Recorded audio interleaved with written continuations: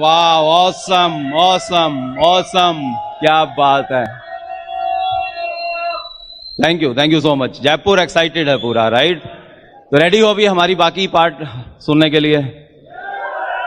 Okay, हमारा topic बड़ा जबरदस्त है। मैंने शुरू में ही बोला था कि अगर कमजोर दिल के लोग हैं तो थोड़ा सा इस टॉपिक के बारे में पहले से आपको तैयार कर देता हूं। टॉपिक ही ऐसा है तो इसलिए शायद मैं कुछ ऐसी बातें यहां पे करूंगा जो आज तक हमने अपनी किसी रैली में नहीं की हैं, और अपलाइन की जिम्मेवारी है उस स्टोरी को, इस हमारे जो हम स्ट्रगल अभी बताने वाले हैं उसमें जो कुछ हमारे साथ हुआ वो सुनकर अगर कुछ लोग घबरा जाते हैं तो फिर हमारी जिम्मेवारी नहीं है भाई, राइट? तो ये डिस्क्लेमर है शुरू में ही, ओके? और खाली ऐसा नहीं कि इस बिजनेस में, हम इस बिजनेस को करें या ना करें, वो सब चैलेंज तो हमारी लाइफ में आते ही हैं। और मैंने कहीं भी पढ़ा था कि जितनी बड़ी सक्सेस उतना बड़ा चैलेंज है, या ऐसे कह सकते हैं जितना बड़ा चैलेंज है तो समझ जाना उतनी बड़ी सक्सेस आने वाली है। आप में से कितने लोग हैं जो अपना बिजनेस बिल गेट्स जैसा चाहते हैं, राजशाह जैसा चाहते हैं, कांति लता गाला जैसा चाहते हैं, कुमार जैसा बिजनेस, डॉक्टर बड़ैच जैसा बिजनेस किसको चाहिए है, राइट? आपको पता है जब ये लोग आज लेजेंड्स हैं इस बिजनेस में, और अगर इतने बड़े हैं ये लोग जिनको फॉलो करना चाहते हैं लोग, जिन जैसा बनना चाहते हैं लोग, जब इन्होंने बिजनेस को स्टार्ट किया था उसी समय और बहुत से लोगों ने बिजनेस को स्टार्ट किया था, लेकिन उन लोगों ने बिजनेस को छोड़ दिया। सेम चैलेंज इनकी लाइफ में आए, सेम चैलेंज उनकी लाइफ में आए, सेम सिचुएशन इन्हें मिली, सेम सिचुएशन उन्हें मिली, सेम नेगेटिविटी इनके लाइफ में, इनके बिजनेस में आई, सेम नेगेटिविटी उनके लाइफ में आई।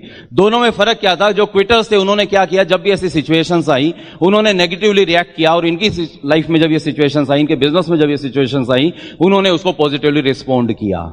इन दोनों में बस इतना ही डिफरेंस है, वो नेगेटिवली रिएक्ट करते रहे, ये पॉजिटिवली रिस्पॉन्ड करते रहे, और आज ये लोग इतने बड़े हो चुके हैं कि लोग उनको उन जैसा बनना चाहते हैं। तो अगर आपकी लाइफ में भी आप सोच रहे हैं कि आप भी अपना बिजनेस इतना बड़ा चाहते हैं, आप भी डायमंड एंड बियॉन्ड जाना चाहते हैं, तो आपको ये ध्यान रखना पड़ेगा वो ही same similar type of challenges, right? उसकी इंटेंसिटी कम हो सकती है, थोड़ी ज्यादा हो सकती है, ऐसे आपके बिजनेस में आपकी लाइफ में आएंगे, लेकिन आप कैसे उसको उस टाइम रिस्पॉन्ड कर रहे हैं या रिएक्ट कर रहे हैं, उस पर डिपेंड करेगा कि लास्ट में आपका आउटपुट, आपका रिजल्टेंट कैसा होने वाला है, राइट? ऐसा नहीं कि लोग बहुत अच्छा प्लान दिखाते थे, ओके? अच्छा दिखाते होंगे, बट मेरी टीम कई बार मुझे बोलती है सर आप ओपन मीटिंग में प्लान दिखा दो एक दिन, या किसी पेस में कहते हैं एक बार आप प्लान दिखा दीजिए सर कि आप कैसा प्लान दिखाते हैं। तो मैं उसको बोलता हूं यार कि आज तक जो मेरी इज्जत करता है तो वो इज्जत नहीं छोड़ देगा, मेरा प्लान देख लेगा तो। Seriously, right? बिल्कुल सिंपल सा प्लान हम लोग दिखाते हैं। और बट यही हुआ कि हमारी लाइफ में भी कुछ चैलेंज आई, इस बिजनेस में कुछ सिचुएशंस आई जो हम आपको शेयर करेंगे आपके साथ में। और मैं ये नहीं कह रहा हूं कि सेम जो सिचुएशन हमें आई, सेम जो चैलेंज हमें आए आपको भी आएंगे, और मुझे लगता है शायद नहीं आएंगे, लेकिन अगर आएंगे भी तो अगर आपने उसी तरह से उनको लिया जैसा हमने लिया तो फिर आप भी ईडीसी एंड बियॉन्ड जाने वाले हैं दोस्त, राइट? मैंने एक बार नवजोत सिंह सिद्धू जी के बारे में सुना था, मैंने एक छोटा सा वीडियो क्लिप था, उसको मैं खुद नवजोत सिंह सिद्धू बोल रहे हैं। जानते हैं, कितने लोग जानते हैं मिस्टर सिद्धू, राइट? ओके, तो बहुत अच्छे क्रिकेटर रहे हैं और अभी एमपी भी हैं। तो वो बताते हैं कि 1983 में उनका चयन हुआ था इंडियन क्रिकेट टीम में, और उसके बाद उनको ड्रॉप कर दिया गया, और वो नेक्स्ट बार दोबारा जब इंडियन टीम को चुना गया तो जो लास्ट 55 लोग थे जिनको टीम के लिए शायद प्रोबेबल्स जो थे उसमें भी उनका नाम नहीं आया था। तो वो बहुत दुखी हुए थे। बट एक दिन क्या हुआ, बोला मैं नहा के जब निकला तो मैंने फादर के बेडरूम के पास से गुजर रहा था, तो मैंने देखा कि मेरे फादर रो रहे थे। और अगर उनके फादर के बारे में जानते हो तो वो एडवोकेट जनरल रहे हैं पंजाब के, और 4 बार एमएलए रहे हैं, 2 बार एमपी रहे हैं। और उस दिन वो रो रहे थे, तो वो हैरान हो गया देख के, और उन्होंने देखा कि जैसे ही उनकी नजर सिद्धू पे पड़ी तो उन्होंने वो एक न्यूज़पेपर था उनके हाथ में जिसको उन्होंने तकिए के नीचे छुपा दिया। इसको समझ में नहीं आया ये क्या हुआ। जब उसके फादर चले गए तो उसने वो उनके रूम में गया, तकिए में उसके नीचे से वो न्यूज़पेपर निकाला, और न्यूज़पेपर में एक आर्टिकल था, और वो मिस्टर राजन बाला एक बहुत बड़े स्पोर्ट्स राइटर हैं, उनका वो आर्टिकल था, और उसमें उन्होंने जो हेडिंग लिखा था वो लिखा था नवजोत सिंह सिद्धू आ स्ट्रोकलेस प्लेयर, और 40 लाइनें बोला मेरे बारे में लिखी थी जो सारी की सारी नेगेटिव थी। और मैं जब उसको पढ़ा तो मुझे रोना आ गया, और मैं रोया इसलिए क्योंकि मेरे फादर भी चाहते थे कि जैसे उनका नाम है मेरा भी ऐसे ही नाम हो। उन्हें पता था बाकी किसी फील्ड में तो नहीं, तो क्रिकेट में तो वो अपना नाम कमाएगा एक दिन। उनको बहुत दुख हो रहा था कि आज मेरे में पोटेंशियल है लेकिन मैं वहां तक नहीं पहुंच पाया। उसका खाली एक ही रीजन था, बोला मुझे 5:30 बजे मुझे सुबह उठाते थे और मैं बदमाशी कर जाता था, उठता था और मैं जाके चुपचाप जाके सो जाता था, और मुझे जो मेहनत करनी चाहिए थी अपनी सक्सेस के लिए वो मेहनत नहीं कर रहा था। और उस दिन मुझे बहुत बुरा लगा, बोला मैं रोया, और मैंने अपने हाथ में पानी लिया और पानी लेके मैंने शपथ खाई राइट, कि मैं अब दोबारा से इतनी मेहनत करूंगा कि इंडियन क्रिकेट टीम में चुना जाऊंगा। मुझे बहुत बुरा लग रहा था उस दिन कि अपने फादर का सपना पूरा नहीं कर पा रहा हूं। और अगले दिन से क्या हुआ, बोला मैं सवेरे 3:30 बजे जागने लगा। अलार्म क्लॉक भी नहीं लगाता था, फादर भी नहीं जगाते थे, अलार्म क्लॉक भी नहीं लगाता था, बट 3:30 बजे मेरी नींद खुलती थी। सारा दिन सुबह से रात तक प्रैक्टिस करता था और 4 साल लगातार ऐसा किया। लंच के बाद 1 घंटा खाली मैं सोता था और रात को जब प्रैक्टिस करके वापस आता था मैं, और जब डाइनिंग टेबल पे बैठता था पैड मेरे बंधे होते थे और मेरे को नींद आ जाती थी वहीं पे। और सुबह जब बेड से भी उठता था तो पैड बंधे ही होते थे मेरे साथ में। रोज लगभग 125 छक्कों की प्रैक्टिस करता था शाम तक, 125 छक्के। बोला मेरे हाथ ऐसे हो गए थे जैसे लोहे के होते हैं, इनमें छाले पड़ गए थे, खून निकलता था मेरे हाथों में से। बट एक ही जुनून था, एक ही इच्छा थी, अपने फादर का इमोशनल ड्रीम पूरा करना चाहता था।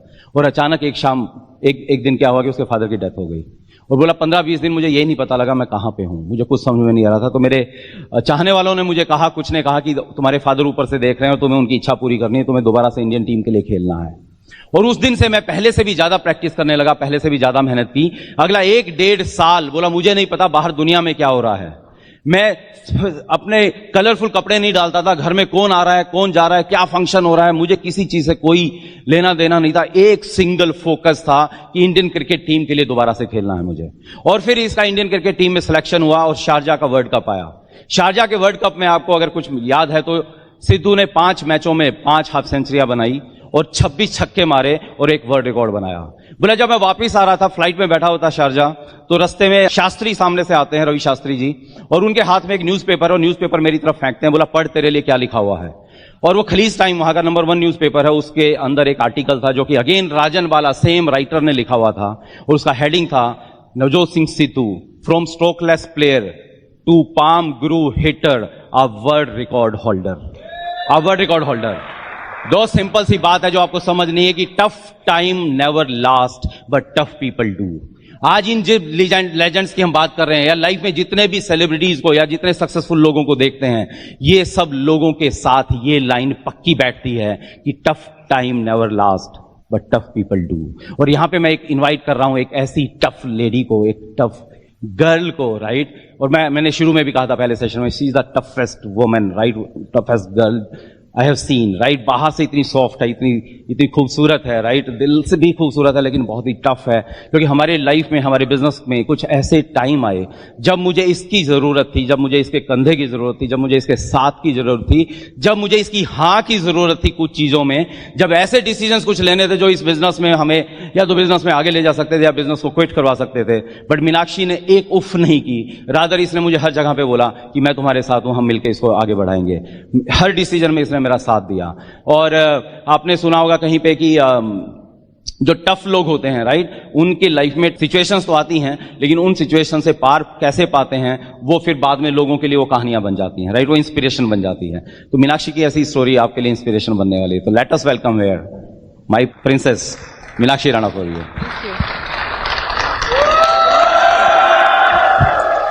Thank you. आप लोगों ने गेम खेला होगा कंप्यूटर पर या मोबाइल पर, खेला होगा ना, कैंडी क्रश, और आजकल बहुत सारे वीडियो गेम्स भी चलते रहते हैं। क्या होता है उसके अंदर, लेवल्स होते हैं, है ना। पहले लेवल पे गेम इजी होता है और फिर धीरे धीरे जब आप उन लेवल्स को पार करते चले जाते हैं और तो game gets better and games get bigger and games get tougher, है ना। तो ऐसे ही लाइफ के अंदर भी होता है। एक सर्वे हुआ जिसमें ये उन्होंने फाइंड आउट करना था कि लोग कब छोड़ते हैं, मतलब किस पोजीशन पर छोड़ते हैं जो लोग। तो उन्होंने पाया कि ज्यादातर लोग ना 5 ना सुनने से पहले ही छोड़ देते हैं बिजनेस को, है ना। तो नए लोगों के लिए आप लोगों के लिए टफनेस क्या है ना। सबसे पहली टफनेस तो आपको दिखानी पड़ेगी जब आपकी ईगो पंचर होगी, जब कोई आपका भरोसे वाला इंसान जिसके ऊपर आपको कंप्लीट भरोसा होगा ना कि ये तो कर ही लेगा, और जब वो आपकी टांग खींचेगा और जब वो आपको ना बोलेगा, उस वक्त आज का दिन याद रख लेना कि ऐसा होता है। कोई बात नहीं, हमारा भी कोई क्लोज फ्रेंड इस बिजनेस में नहीं है, लेकिन फिर भी हम यहां पर हैं। सी बहुत बार क्या होता है, लोग ये सोच लेते हैं जब कोई मना करता है उदास हो जाते हैं और बिजनेस को छोड़ देते हैं। लेकिन कुछ लोग ऐसे होते हैं जो कहते हैं कि तुम्हें करके दिखाना है ना। या तो आप साबुन बन जाएंगे जो कि ना सुन के पिघल जाता है, या फिर आप सीमेंट बन जाएंगे जो कि ना सुन के और मजबूत हो जाता है, पानी डल के और मजबूत हो जाता है। और आपके सपने हैं अगर आपके सपने हैं, अगर आप अपनी लाइफ से खुश हैं, देन इट्स ओके। लेकिन अगर आप लाइफ में कुछ चाहते हैं, है ना, अगर आपको आज जो हमने लाइफस्टाइल बताया, अगर आप वो जी रहे हैं तो इट्स ओके। लेकिन अगर आप उसमें बदलाव चाहते हैं, अगर आप उन रिवॉर्ड्स में से कुछ आपकी लाइफ में मिसिंग है, वो फ्रीडम मिसिंग है, तो फिर ये बिजनेस आपके लिए है। जो मेरी परवरिश हुई, असल में मेरे पेरेंट्स ने बिल्कुल अलग लाइफ मुझे दी थी, जो मुझे याद नहीं कभी मैंने कुछ मांगा हो और उन्होंने मुझे मना किया हो। और फिर हॉस्टल के अंदर पढ़ाई करी, तो अपनी शर्तों पर और अपनी कंडीशंस पर और अपने तरीके से लाइफ को जिया। लेकिन शादी होने के बाद लाइफ जो है वो थोड़ा सा चेंज हो जाती है। तो वो जो गाने पहले आते थे ना, इट्स माई लाइफ, है ना, तो वो बहुत अट्रैक्ट करते थे। और फिर जब इस बिजनेस में आए, तो फिर जब घर वालों से ऑपोजिशन मिला कि बहू को बाहर क्यों जाना है ना, और बहू को सपने देखने का हक नहीं है, अच्छी लाइफ जीने का हक नहीं है, ऊपर देखने वालों को ऊपर मत देखकर चलो नीचे देखो, है ना, ऐसे लोग बहुत सारे हैं जिनको हमारे जैसी लाइफ भी नहीं मिली। तो मैं उन लोगों में से नहीं थी, हम उन लोगों में से नहीं थे। हमें ये था कि अगर कोई एक तरीका है जिससे हमारे सपने पूरे हो सकते हैं, अगर कोई सच्चाई ईमानदारी का काम है, अगर किसी को अच्छी चीज देकर, अगर अपना बचा खुचा टाइम टीवी ना देखकर अगर कहीं पर इन्वेस्ट करने का काम है, और उससे अगर आप वो लाइफस्टाइल ले सकते हो तो क्यों नहीं, तो फिर उसमें बुरा क्या है, तो फिर हमें क्यों रोका जा रहा है ना। तो ये सवाल हमेशा आता था, और उसी फ्रीडम की छटपटाहट थी, अपने उन ड्रीम्स को पूरा करने की छटपटाहट थी।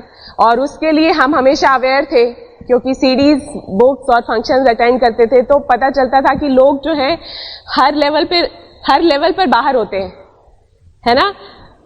आपके लिए कौन सा लेवल है और आपकी टफनेस किस लेवल की है, आई डोंट नो।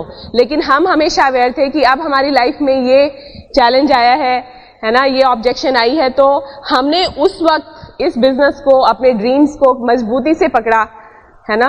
वो कहते हैं ना, जब आप रोलर कोस्टर पर होते हो तो पूरा सीट बेल्ट आपने बांधा होता है और पकड़ा होता है, क्योंकि आपको पता होता है क्या रिस्क है।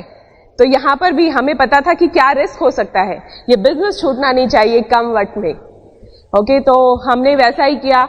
और कई बार हम लोग भी स्टेज पर आते थे, लोग जो हमसे पहले इस बिजनेस में थे और हमसे ज्यादा अच्छे नहीं दिखते थे, हमसे ज्यादा पढ़े लिखे भी नहीं थे, और हमसे ज्यादा अच्छी फैमिली बैकग्राउंड से भी नहीं थे, उनको इतना हमसे ज्यादा अच्छा बोलना भी नहीं आता था। लेकिन हमसे पहले वो स्टेज के ऊपर थे, हमसे पहले उन्होंने पिन को चेंज करा। तो हम आपस में पूछते थे कि यार ऐसा क्या है इनमें, है ना, कि जो ये हमसे पहले स्टेज पर पहुंच गए। वो बाद में पता चला, है ना, कि जो अंदर की जो टफनेस होती है ना, जो अंदर जो आपके ड्रीम्स हैं, आप उनके कितने करीब हैं, और वो चीज आपको आगे लेकर आती है ना। तो हमने भी उस चीज का ध्यान रखा, और हम बहुत ऑनेस्ट थे अपने आप से कि हमारे सपने हमारी जॉब से पूरे नहीं हो सकते, है ना। तो जो भी करना है इसी जन्म में करना है और खुद करना है। तो इसीलिए इस बिजनेस को पकड़ के रखा। और पता है क्या होता है, हम जो लोग होते हैं ना, हम लोगों को आम रास्ते पे चलने की आदत होती है। जो रास्ता हर कोई इख्तियार करता है ना, हम लोगों को उस पर चलना इजी लगता है ना। लेकिन अगर भीड़ से हटकर चलोगे तो ऑब्वियसली आपकी तरफ आंखें भी उठाई जाएंगी और आपको रोका भी जाएगा। आपको आपके नियर वंस ये भी कहेंगे कि यहाँ इस रास्ते पर क्यों चल रहे हो। बिजनेस भी एक इसी तरह का रास्ता है जहां पर बहुत ज्यादा लोग आपको चलते हुए नजर नहीं आएंगे। आज समय बदल चुका है, आज हर शहर में इतनी सक्सेसफुल लोग हैं, लेकिन जब हमने इस बिजनेस को ज्वाइन किया था तब ऐसा नहीं था, है ना। तब मुझे पता है मेरे फादर को हमने ज्वाइन कराया था, मेरे फादर को, तो वो बहुत एक्साइटेड हुए थे प्लान देखकर, और मेरी मदर भी साथ में थी। उन्होंने कहा था कि ला जल्दी से चेक लेकर आ। तो मेरी मदर ने बोला कि रहने दो, ये इस तरह की स्कीमें बहुत आती रहती हैं, वो भी आई थी वो भी आई थी। तो मेरे फादर ने उनको चुप करा दिया कि चुप कर, बच्चों ने इतना अच्छा काम किया है, बहुत अच्छा है ये, तो इसको हम भी करेंगे। तो उन्होंने ज्वाइन कर लिया, और जब फिर वो बहादुरगढ़ गए, हमारे घर आए हुए थे, वहीं पे उन्होंने ज्वाइन किया था। वहां पर उन्होंने एक्साइटमेंट से कुछ लोगों से बात करी। मेरे फादर एसडीओ रहे इलेक्ट्रिसिटी बोर्ड में, तो उनको लोगों ने कहा जी कैसे बच्चों को किस काम में डाल दिया आपने, है ना। तो पापा का जो एक्साइटमेंट का बैलून था ना, वो वहीं फुस हो गया, है ना। उसके बाद उनसे हमने बात करी, तो हम आपस में बात करते हैं, यार इन्हें क्या हो गया, ये तो बहुत एक्साइटेड थे, खुद कहा था कि हमने ज्वाइन करना है। तो ऐसे ही कई बार हमारी डाउनलाइन ज्वाइन करती है ना, फिर उसके बाद वो फोन भी नहीं उठाती है ना। तो हर एक का वो कहते हैं ना, रिजेक्शन को लेने का अपना लेवल है ना। जब कुछ लेडीज होती हैं जिनका बच्चा एक दिन भूखा रह जाए तो अगले दिन वो बिजनेस छोड़ देती हैं। किसी की काम वाली नहीं आती या किसी के कपड़े एक हफ्ते में नहीं धुलते, इकट्ठे हो जाते हैं, या घर थोड़ा सा अस्त व्यस्त हो जाता है तो कहते हैं अरे नहीं यार ये काम मेरे, it's not my cup of T, है ना। जब आपका क्लोज फ्रेंड आपको ना बोल देता है, या फिर हम लोगों को ना टेम्पटेशन होती है, हर कोई टेम्पटेड हो जाता है। जब व्हाट्सएप पर फोटोग्राफ्स आती हैं, आप इस बिजनेस में लगे हुए हो, ओपन मीटिंग्स में जा रहे हो, अपने वीकेंड्स को भी इसी बिजनेस के अंदर लगा रहे हो, और जो आपका जो सर्कल था जहां पर अभी तक आप उठते बैठते थे, वो लोग जो हैं वो घूम रहे हैं, है ना, बारिश का मजा ले रहे हैं, या फिर ऐसी कोई पिक्चर उस पे फेसबुक पे पोस्ट कर रहे हैं, तो लगता है, और आपको साथ में एक लाइन बोल देते हैं, अरे यार कहाँ लगा हुआ है ना, ये देखो लाइफ कल किसने देखा है, आज है जो है ना, किन इन चक्रों में पड़ा हुआ है, हमें देख हम कितने मजे कर रहे हैं, हम बाहर घूमने जा रहे हैं, वेकेशंस पे यहाँ जा रहे हैं। तब फिर आपको लगता है हाँ यार वैसे बात तो सच है, कल किसने देखा है ना। उस वक्त आप टेम्पटेड हो जाते हो उस भीड़ वाले रास्ते पर जिस पर जनता चल रही है, मिडॉकर वाली लाइफ को लेने के लिए, और आप छोड़ देते हो इस बिजनेस को कि नहीं यार हम नहीं कर पाएंगे, है ना। जब आपका फ्रेंड कोई प्रॉपर्टी ले रहा होता है और आपको कहता है, या आपकी खिंचाई करता है, आपके रिश्तेदार खिंचाई करते हैं, हमने वहां ले लिया, तूने क्या किया, मैंने जॉब बदल ली, इतना इंक्रीमेंट मिल गया, तू उसी जॉब पर टिका हुआ है। उस वक्त हम सोच में पड़ जाते हैं, है ना। जब तो ये प्रलोभन, जब ये टेम्पटेशन आपके सामने आए तो इस बिजनेस को कस के पकड़ लेना, है ना। इस सिस्टम की चीजों से जुड़ जाइए, अपने ड्रीम्स को कस के पकड़ लीजिए, बिकॉज वो टाइम है जब आप से ये बिजनेस छूटने वाला है ना। मैंने जब जॉब, कई बार होता है ना, ऐसे सुनते हैं सीडीज के अंदर, तो जब जॉब हमने चेंज करी, राणा जी को भी बहुत बार ऑफर आया बाहर से, लेकिन हमने कभी वो ऑफर नहीं लिया, कितना भी इंक्रीमेंट हो, क्योंकि हमें पता था कि हम लोग टेम्परेरी इनकम के पीछे नहीं भागेंगे, हम लोग परमानेंट इनकम के लिए भागेंगे, है ना, जो जनरेशन टू जनरेशन जाती है। और जब मैंने भी स्कूल में जॉब करी, तो मैं देखती हूँ बहुत काम मिलता है आजकल स्कूल में भी टीचर्स को, तो मैंने स्पेशल सेल्फ टॉक इसीलिए करी कि थैंक यू गॉड, मैं जो है मेरे को ऐसी जॉब मिल गई है जिसकी वजह से बिजनेस बहुत ईजी हो रहा है ना, और मुझे बिजनेस में हेल्प मिल रही है। क्योंकि मैंने देखा था बहुत सारे लोग ऐसे टाइम पर जॉब छोड़ देते हैं, जब वो जॉब उनकी बहुत ज्यादा डिमांडिंग हो जाती है तो छोड़ देते हैं। तो मैं चाहती थी मेरे साथ ऐसा ना हो, है ना। तो ये कुछ चीजें हैं जो नए लोगों के उसमें आती हैं और वो उस चीज को हैंडल नहीं कर पाते, तो आप जब इस सिस्टम से जुड़े रहेंगे तो आपके साथ वो इजी हो जाएगा। हमारे को सबसे बड़ा ऑब्जेक्शन हमारे पेरेंट्स ने दिया। मेरी मदर इन लॉ, मैं जॉब उस वक्त मैंने थोड़े टाइम के लिए छोड़ी हुई थी, मैं घर पर ही थी, तो दिन में जाना भी अलाउड नहीं था और रात को तो जाना था ही नहीं अलाउड। तो मैं ये प्लानिंग बनाती रहती थी कि यार कैसे करूं, कैसे निकलूं। तो मैंने अपनी मदर इन लॉ को बोल दिया, उनको थोड़ा घूमने का शौक है, कि अगर आप मुझे रोज, उनको ये नहीं कहा जाने दोगे, मैंने ऐसे बोला कि अगर मैं हर रोज एक मीटिंग करूंगी और पूरा महीना करूंगी दिन में, तो मुझे 1 पॉइंट मिलेगा, और अगर मैं ऐसे 12 पॉइंट इकट्ठे कर लूंगी तो पेरेंट्स को ट्रिप देगा, फ्री ट्रिप। तो क्योंकि जब आप फोकस्ड होते हो ना कि कैसे काम मैंने निकालना है, तो आपको ईश्वर सिग्नल देगा, आपको बहुत सारे अच्छे अच्छे आइडियाज देगा, लेकिन वो तभी जब आपका दिमाग आपके ड्रीम्स के लिए काम कर रहा होगा। तो फिर उन्होंने कहा अच्छा ऐसा है, तो फिर अगली बार से आपको क्या लगता है, उन्होंने क्या पूछा कि तू जा नहीं रही आज तेरी मीटिंग नहीं है ना। तो ऐसा किया, और फिर रात को जाना बहू का अलाउड नहीं होता था। तो वो जो चेहरे हम देखते हैं ना अपने रिश्तेदारों के और अपने नियर एंड डियर वन के नाराज चेहरे, उन नाराज चेहरों को फेस करना सबके लिए इजी नहीं है। बहुत सारे लोग मैंने देखा है जो जॉइंट फैमिलीज में होते हैं, वो लेडीज बिजनेस को क्विट कर देती हैं क्योंकि वो हर किसी को खुश रखना चाहती हैं। तो मेरे फ्रेंड्स, मैं आपको ये यहां से मैसेज देना चाहती हूँ, एक बार आप उनकी नाराजगी को आपको झेलना पड़ेगा, है ना। आप सबको खुश रखते हुए इस बिजनेस को नहीं कर सकते, है ना। आपको उनको नाराज करना पड़ेगा। लेकिन आज हमने सक्सेस होके जब उनको हर साल इंटरनेशनल ट्रिप दे रहे हैं, तो वो आज हमें खुद कहते हैं कि अच्छा हुआ तुमने हमारी बात नहीं मानी, है ना, और हमने तुम्हें सच में बहुत तंग किया। और शायद उनको ये रिग्रेट है और आज हम जब भी जाते हैं तो हमारे बेटे को वो अच्छे से संभालते हैं, अच्छे से टेक केयर करते हैं, है ना, क्योंकि कहीं ना कहीं उनको ये है कि उन्होंने हमें सपोर्ट नहीं किया और अच्छा काम नहीं किया। और आप सोचिए 2001 में हमने इस बिजनेस को शुरू करा था और डायमंड शिप ही हमारा गोल था। मतलब क्योंकि जो लाइफ हम ऑलरेडी ले रहे थे तो हमें लगता था कि डायमंड शिप से नीचे काम चलेगा नहीं, तो और वहीं पर ही वो लाइफस्टाइल है जिससे हम लोग अट्रैक्ट हुए थे। तो और 2013 में हम लोग डायमंड गए। वो तारीख बदलती रही कैलेंडर्स के ऊपर, लेकिन हमारा गोल चेंज नहीं हुआ, है ना। तारीख बेशक बदली लेकिन हमारा ड्रीम चेंज नहीं हुआ। और उन 12 सालों में मैं कभी बीमार नहीं हुई, क्योंकि मुझे ये लगता था कि अगर मैं बीमार होकर अगर अपनी मदर इन लॉ को ये कहूंगी कि मैं आज घर का काम नहीं कर सकती और मीटिंग में जाऊंगी शाम को, तो वो ये कहेंगे कि अच्छा मीटिंग के लिए तो तुम बीमार नहीं हो, घर का काम करने के लिए बीमार हो। तो मेरे लिए ये कभी एक्सक्यूज मतलब होते हुए भी मैं ये नहीं कह पाई कि मुझे ये है। और IVF हमारा बेटा 17 इयर्स के बाद हुआ, तो 6 टाइम IVF हुआ, 6 वॉज सक्सेसफुल। तो ऐसा नहीं था कि ये कुछ गॉड का प्लान था, और अगर हम बिजनेस में नहीं होते तो भी वो उसका जो दिन आने का था वो तभी आता, लेकिन बिजनेस में थे तो हम अपने आप को डाइवर्ट कर पाए, है ना। हम डिप्रेशन में नहीं गए कि अरे यार ये क्या हो रहा है, ईश्वर ये तू हमारे साथ क्या कर रहा है ना। और ऐसा भी नहीं था कि अब मैं तभी बिजनेस को करूंगी जब कोई इश्यू हो जाएगा, पहले मैं ये वाला काम करूंगी फिर बिजनेस करूंगी, हमने ऐसे भी नहीं कहा, है ना। वो ट्रीटमेंट भी साथ साथ चलता रहा, बिजनेस भी साथ साथ चलता रहा, और हम डायमंड भी हो गए। उसके बाद हमारा बेटा हुआ, और इतने ज्यादा हम लोग फोकस थे, हम बार बार ईश्वर से मांगने जाते थे ना मंदिर में भी कि भगवान, अच्छा जाते तो इशू के लिए थे लेकिन मांगते डायमंड शिप ही थे, क्योंकि वो नेचुरली ये निकलता था कि पहले डायमंड शिप आनी चाहिए। तो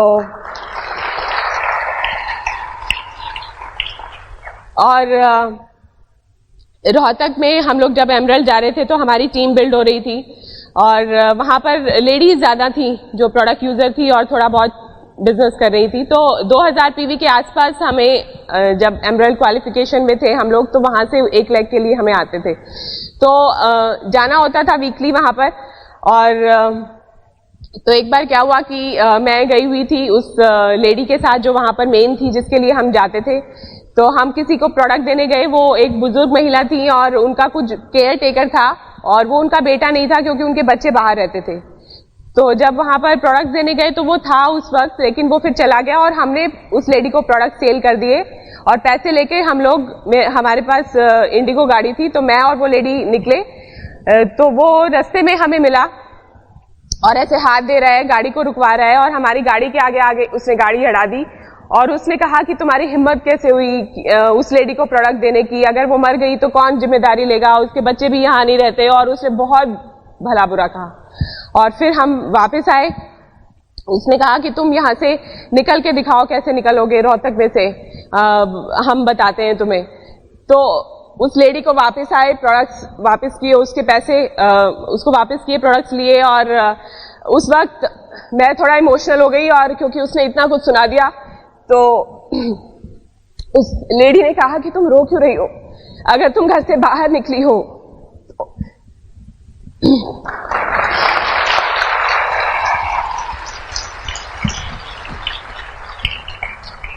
तो तुम्हें स्ट्रांग होना ही चाहिए, अगर तुम स्ट्रांग नहीं हो तो फिर घर में बैठो।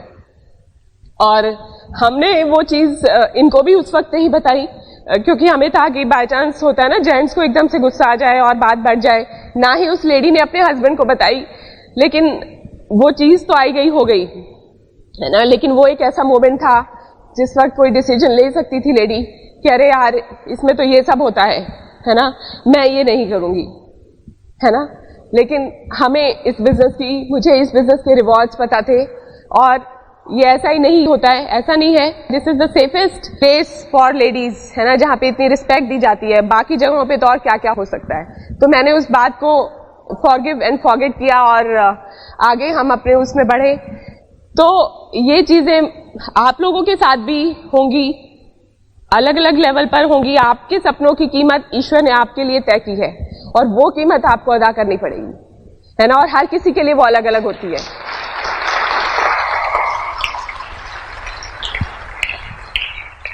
और ऐसे ही हम जब ALS ट्रिप पर जा रहे थे तो शुरू में हमें क्या लगता था, क्योंकि घर से ऑब्जेक्शन था इतना और हमारी टीम के लोग भी घर पर वेलकम नहीं होते थे, मतलब मोस्टली घर पर कोई आता भी था तो फादर इन लॉ उसको आने ही नहीं देते थे, वो चला जाता था। तो हमको ये था कि हम ALS से आए हैं तो वीडियो वगैरह शूट करके लेकर आते थे, लीडर्स के मैसेज लेकर आते थे और बहुत एक्साइटमेंट से हम आते थे। तो हमें लगता था पहले अपनी टीम के लोगों से मिल लिया जाए। तो हमने कहा उनको कि एक दिन बाद की तारीख हमने उनको दे दी कि हम लोग कल पहुंच रहे हैं, जबकि पहुंच गए थे हम आज। हमें लगा था कि आज हम टीम मीटिंग कर लेंगे, सबको दिखा देंगे पिक्चर सारी। तो गाड़ी सर्विस पर देकर गए थे हम और हमें था कि आएंगे तो ले लेंगे। तो पीछे से फादर इन लॉ ने सोचा कि मैं ले आता हूं गाड़ी।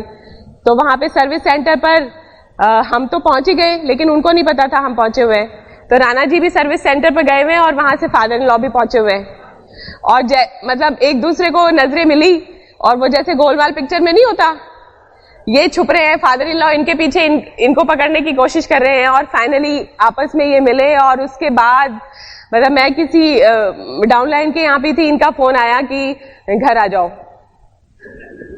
इनकी बात, इनकी टोन से ही मुझे पता चल गया था कि मतलब हम पकड़े गए हैं। तो इस तरीके से हमने इस बिजनेस को बिल्ड किया है ना, लेकिन कम वक्त में हमने इसको कस के पकड़ा था और इसलिए ये छूटा नहीं और सारे लेवल्स, गेम के सारे लेवल पार करे हैं और इसलिए आपको आज यहाँ पर खड़े दिखाई दे रहे हैं, है ना। तो आप अपने आप से सवाल पूछिए, है ना, कि आप किस लेवल पर गेम से आउट होंगे। अगर एक जगह पर रुके हुए हैं तो एक बार फिर से अपने ड्रीम्स को रिवाइज करिए, है ना, और सेटल करिए अपने जो भी इश्यूज हैं और यहाँ पर आइए।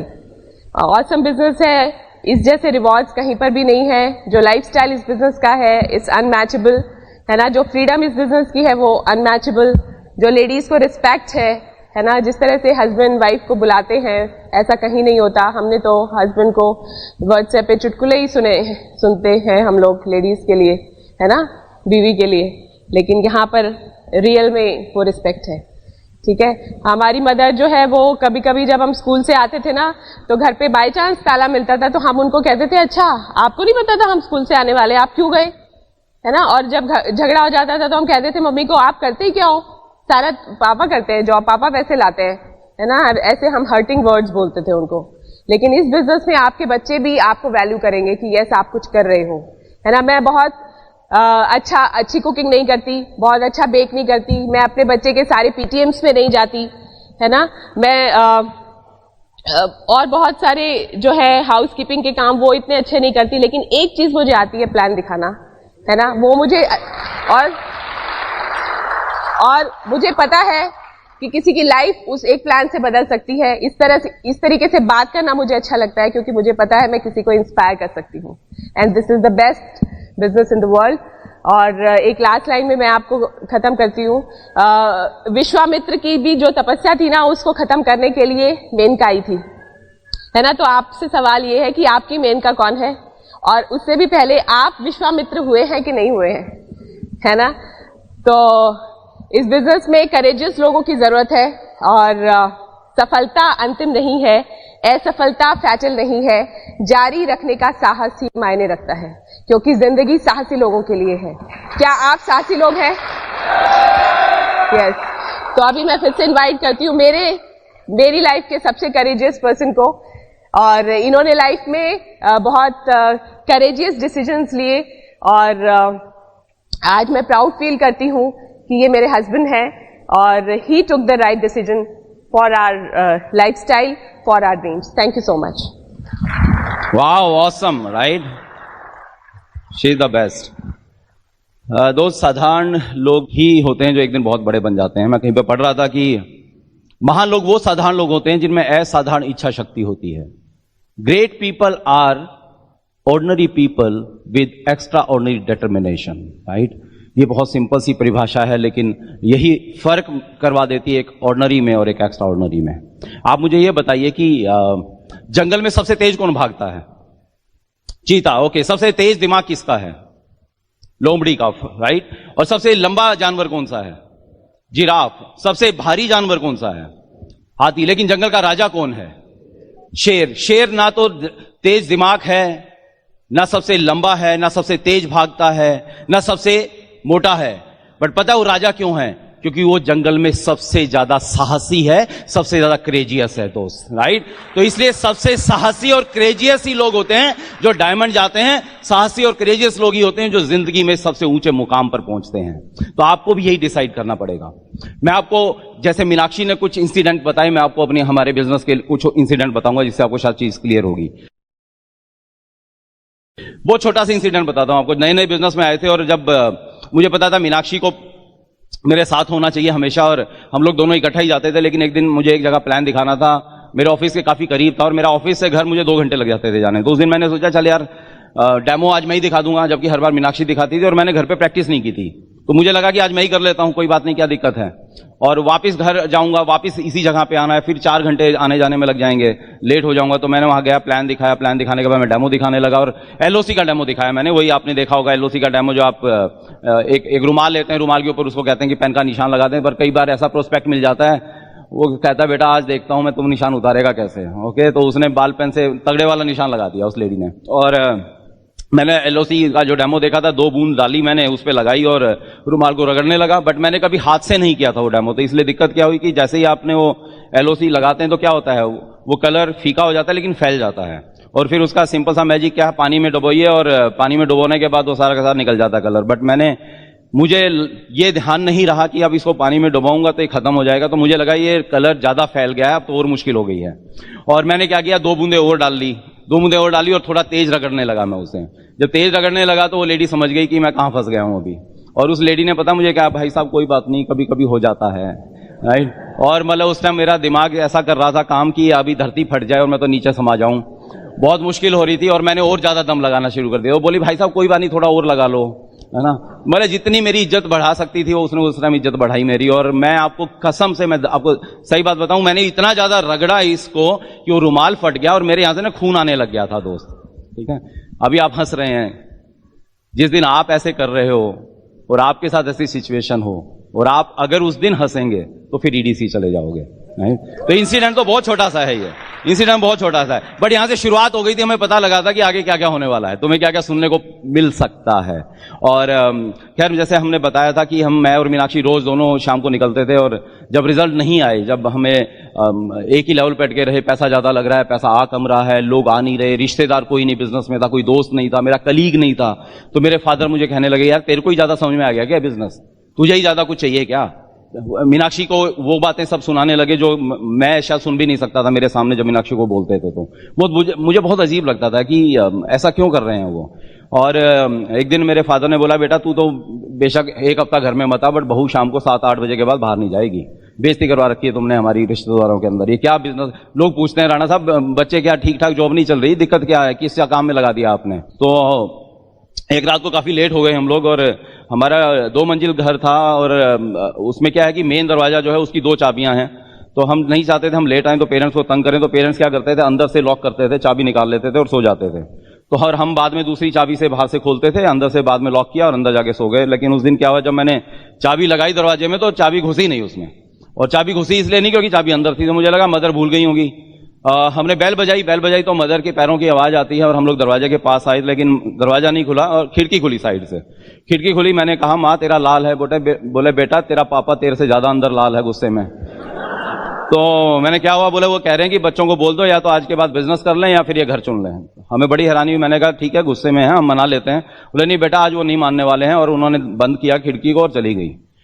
हम शॉक थे उस समय कि यार ये सच में ऐसा हो रहा है क्या हमारे साथ में। और रात को हम लोग, हमारे पास मारुति 800 थी, एसी भी नहीं था, गर्मी के दिन थे और रात को हम सोने की कोशिश करते रहे। लेकिन उस रात को हम बहुत आसानी से डिसीजन ले सकते थे कि यार आज कोई भी टीम में नहीं है, घर में इतना शांति प्यार था, घर में झगड़ा बढ़ता जा रहा है। घर वाले मुझे श्रवण कुमार बोला करते थे और आज उनको लग रहा है ये बेटा तो बात ही नहीं मानता, बहू ने बिगाड़ दिया इसको, है ना, और बहू को सुनाते रहते हैं। तो ये सब चीजें हो रही हैं। तो अगर बिजनेस नहीं चल रहा है तो हम बिजनेस क्विट कर सकते थे। बट मुझे उस समय एक बात समझ में आ गई थी। एक बात हम दोनों ने डिसाइड किया कि आज से 5-7 साल बाद जब हमारे रिश्तेदार, हमारे जानने वाले को कोई बिजनेस प्लान दिखाया जाएगा तो लोग हमारा 2 तरह से जिक्र कर सकते हैं। हमारा जिक्र आएगा तो 2 तरह के लोगों में आ सकता है। या तो ये कहेंगे कि हाँ उन्होंने भी किया था लेकिन उन्होंने इस बिजनेस को छोड़ दिया, या फिर वो ये कहेंगे हाँ उन्होंने इस बिजनेस के अंदर कमाल कर दिया। और हम नहीं चाहते थे हमारा नाम बिजनेस के क्विटर्स में आए, उन लोगों में आए जो बिजनेस को छोड़ चुके होते हैं। दोस्त रात को हमने डिसाइड किया नहीं, हमारा नाम सक्सेसफुल लोगों में आए।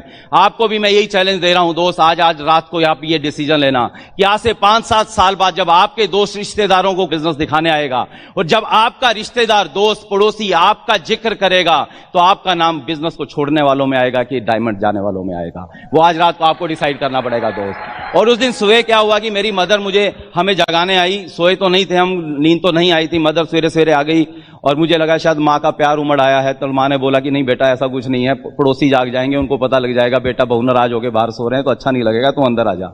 हम अंदर गए, मेरे फादर जाग रहे थे और मेरे फादर ने मेरी मदर को बोला मेरे सामने, बोले हिंदुस्तान में कोई भी डायमंड चला जाएगा, मैं तेरे को लिख के देता हूं, तेरा बेटा कभी डायमंड नहीं जा पाएगा।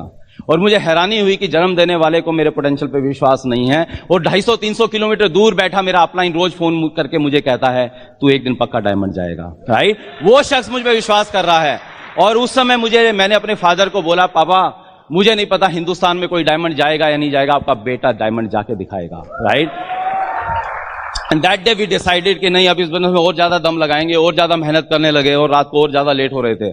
और होता क्या था, हम रात को जब घर पे पहुंचते थे और मेरे फादर जो 9-9:30 बजे सो जाते थे, लेकिन हम 11 बजे पहुंचे हैं, 12 बजे पहुंचे हैं, वो जाग रहे होते थे। और जाते ही अंदर घुसते ही, जैसे आपने मूवीज में देखा होगा ना, वो लड़की रात को लेट आई और उसकी माँ जाग रही होती, अचानक लाइट जलाती और कहती बेटी कहाँ थी इस समय। राइट, तो वही हाल होता था हमारा।